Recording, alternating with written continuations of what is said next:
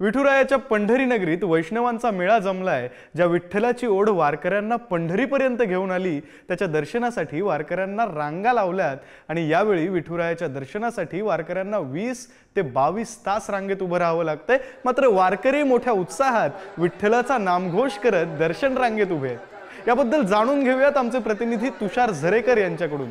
तुषार, आपण पाहतोय वारकऱ्यांना रांगेत उभं राहावं लागतंय, मात्र त्यांच्या चेहऱ्यावर तसूभरही त्याचं दुःख नाहीये, उलट आनंदात उत्साहात ते या रांगेत उभे आहेत। काय नेमक्या भावना आहेत या वारकऱ्यांच्या? नक्कीच एकंदरीत जर आपण पाहिलं तर आषाढी यात्रेनिमित्ताने भाविक हे विठुरायाच्या दर्शनासाठी पंढरपुरामध्ये दाखल झालेत।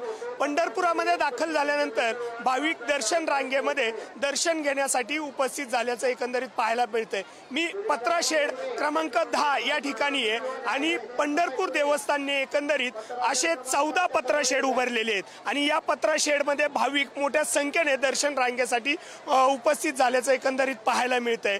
सुमारे 17 ते 20 तासांपर्यंत दर्शनाची जी लाईन आहे ती पुढे ढकलल्याचं एकंदरीत पाहायला मिळतंय। भाविक या ठिकाणी दर्शन रांगेमध्ये उपस्थित झाल्याचं एकंदरीत दिसून येत आहे।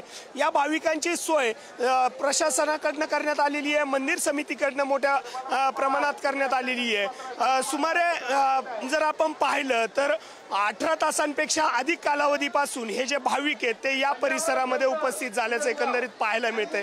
या भाविकांना या ठिकाणी बसण्याची व्यवस्थाही खरं तर मंदिर प्रशासनाकडनं करण्यात आलेली आहे। त्यानंतर या दर्शन बारेमध्ये पाणी असेल, त्यानंतर या दर्शन बारीमध्ये जेवण असेल। दुसरीकडे जर आपण पाहिलं तर गरम होऊ नये यासाठी या दर्शन बाऱ्यांमध्ये कूलरचीही मोठ्या प्रमाणामध्ये व्यवस्था करण्यात आली आहे। सुसज्ज असं लाईट व्यवस्था असेल, त्यानंतर या दर्शन बाऱ्यामध्ये हे संपूर्ण जे वारकरी आहेत ते मोठ्या उत्साहामध्ये या दर्शन बारीमध्ये सहभागी झाल्याचं एकंदरीत पाहायला मिळतंय। विठुरायाच्या दर्शनासाठी हे भाविक या ठिकाणी आलेले आहेत। अनेक भाविक खरं तर या ठिकाणी दर्शन बारीमध्ये सहभागी झालेत। बाबा, कुठून आलात? किती वेळापासून आपण दर्शन बारीमध्ये उपस्थित? आता मी 4 वाजता दर्शन बारीला आलोय। विठुरायाच्या दर्शनासाठी हे संपूर्ण वारकरी या ठिकाणी उपस्थित झाल्याचं एकंदरीत पाहायला मिळतात। या वारकऱ्यांची जर आपण व्यवस्था जर पाहिली तर या ठिकाणीच खरं तर हे वारकरी आरामही करताना पाहायला मिळतात। कारण आळंदी ते पंढरपूर असेल, त्यानंतर देहू ते पंढरपूर असेल, अनेक संतांच्या ज्या दिंड्या आहेत, जे सोहळे आहेत ते खरं तर विठुरायाच्या पंढरपूर नगरीमध्ये दाखल झाल्यानंतर हे वारकरी खरं तर त्या देहभान विसरून खरं तर विठुरायाच्या भक्तीमध्ये तल्लीन झाल्याचं एकंदरीत पाहायला मिळतंय। इतका वेळ ते चाललेत तरीही खरं तर ते विश्रांती न घेता विठुरायाच्या दर्शनासाठी ते या ठिकाणी उपस्थित झाल्याचं एकंदरीत पाहायला मिळतंय।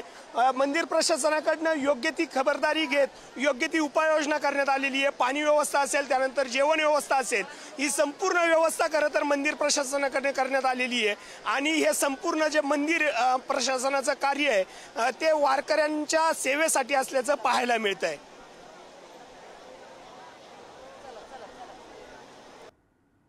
निश्चित तुषार, खरं तर आनंद जो आहे तो प्रत्येक वारकऱ्याच्या चेहऱ्यावर इतक्या रात्री सुद्धा पाहायला मिळतोय।